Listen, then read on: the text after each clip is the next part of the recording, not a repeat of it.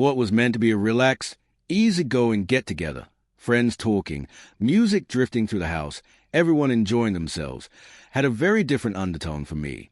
Amanda, my wife, had something else in mind, and I'd sensed it long before tonight. A few weeks earlier, she casually mentioned inviting her ex, Mark, to our party. She brushed it off as harmless, laughing it away like it was nothing. But the way she said it, the playful tone that didn't match the topic, it set every instinct on high alert. I pretended it didn't faze me, playing the part of the clueless, unbothered husband. In reality, I had already been preparing a surprise of my own, a quiet strategy to expose the truth she thought she could hide. The evening began normally. Guests chatted in small circles, glasses clinked, and upbeat music filled the background. Then, the front door swung open. I walked in hand with a breathtaking woman, confident, radiant, composed. The kind of presence that could stop a room. Conversations died mid-sentence, and whispers rippled through the crowd the moment people realized who I'd arrived with. Amanda's smile froze. I saw the recognition hit her, followed almost instantly by a wave of disbelief that drained the color from her face. Mark noticed me right away, grinning, completely clueless about what was about to unfold. But his girlfriend, sharp eyes, elegant posture, took everything in with swift, calculating awareness. I moved toward Amanda and Mark with unhurried, intentional steps, my expression polite but icy. The energy in the room shifted so abruptly it was almost audible. People around us sensed something brewing and instinctively leaned in, curious. Amanda's eyes stretched wide, her well-practiced confidence cracking. What is she doing here?" she stuttered, darting glances between me and the woman beside me. I didn't respond. I let the silence work for me. Mark's girlfriend greeted everyone with poised friendliness, though her focus never left Amanda. Her composure alone intensified the tension. Conversations around us faded as guests picked up on the unraveling drama. Amanda's ex, the one she used to treat like an unreachable option in her back pocket, now stood with a woman who made it very clear she wasn't someone to be overshadowed. And I had someone just as striking on my arm. The first fractures in Amanda's facade were unmistakable. The weight of what she'd set in motion was finally sinking in. She tried to regain her footing with an awkward laugh. "It's just a party," she insisted, attempting to sound casual. But everyone could tell control had already slipped away from her completely. I guided the group closer with subtle gestures, my smile faint, calculated, giving the tension room to thicken. Mark's girlfriend stood tall, deliberately drawing eyes away, ensuring her presence could not be ignored. Murmurs spread through the room. People sensed a confrontation forming before anyone said a word. Amanda's face flushed a deep red as the reality settled. Her ex was now facing his own girlfriend at an event he thought he'd dominate, and the entire dynamic had flipped upside down. The smugness that pushed her to invite him here? Gone. And she knew exactly who was responsible for the fallout. Watching her scramble for footing reminded me just how powerful timing and quiet preparation could be. Chaos didn't need to be loud. Sometimes it arrived gently, with a steady hand. Mark's girlfriend leaned closer to him and whispered something only he could hear. His expression tense, guilt cutting through his earlier cheer. Amanda tried to speak. Her mouth opened, then closed again. Nothing came out. Every excuse she might have rehearsed evaporated in the charged silence. I stayed perfectly still, calm, almost attached, letting the entire room feel the weight of the moment she created. Guests watched, some lifting their phones to record, others whispering anxiously. I didn't need to utter a single word. The unfolding moment spoke for itself.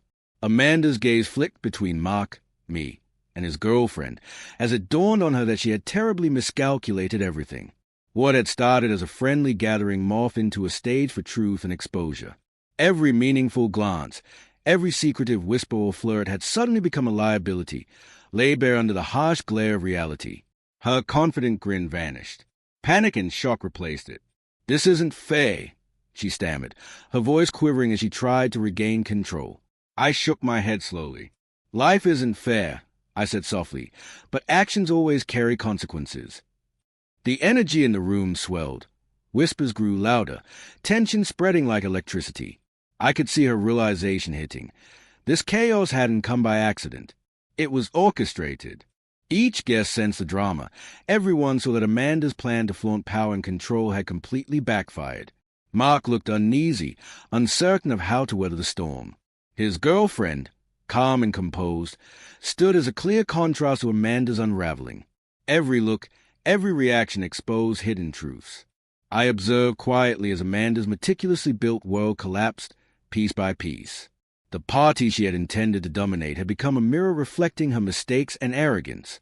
I didn't raise my voice. I didn't hurl insults or publicly shame her. I simply allowed truth and timing to speak. Everyone watched. Everyone saw. Amanda's hand shook as she reached for her phone, maybe to call for help or support, but I intercepted subtly, maintaining calm control. No need for explanations. I murmured. The crowd leaned in closer, sensing the climax of this quiet reckoning. Mark's girlfriend had deliberately taken her place beside him, a silent but powerful rebuke to Amanda's overconfidence. Guests whispered and exchanged shocked glances. Some snapped pictures, others watched in stunned silence. Every moment between Amanda and Mark underscored the chasm now between her arrogance and the unassailable new reality. Her prior confidence was utterly destroyed. Every manipulation, every sly smirk she'd relied on, gone. I stayed composed as chaos unfolded naturally. The room transformed into a courtroom of witnesses, observing the collapse of pride and secrecy.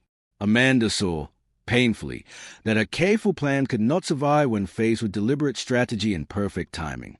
I had quietly orchestrated the evening, without shouting or confrontation, letting chaos perform the verdict. Finally, Amanda sank into a chair, exhausted, humbled, exposed. Mark looked flustered. His girlfriend's silent, steady strength dominated the room. The vibe had changed completely, from celebration to tension, from laughter to stunned whispers. I approached Amanda calmly, neither angry nor accusatory. "This is what happens when you underestimate people," I said softly. She stared at me, finally grasping the extent of her mistake. Every guest had witnessed it, every secret, now exposed for all to see. The power she believed she held, the thrill she expected from inviting her ex, the control she thought she'd maintain, vanished entirely. I hadn't yelled. I hadn't created a scene. I had not needed to embarrass her with words. Yet the effect was unmistakable. Chaos erupted, but it was intentional, precise, controlled, and it laid bare her secrets, shifted the balance, and delivered the lesson. By the end of the night, the tension lingered, though gradually the crowd drifted back into chatter and subdued celebration. Amanda's smugness was gone, replaced by quiet introspection. I remained calm, collected, in control. I knew patience, timing, and careful strategy had secured the outcome. The party she had planned as manipulation became a mirror of her own hubris, exposing arrogance, deception, overconfidence. Guests murmured, some astonished, some shaken, all aware of the dramatic reversal. Her ex and his girlfriend had become unwitting agents of truth, revealing the fragility of a carefully crafted dominance. And I walked away with my dignity intact, confident that Amanda would never again underestimate me.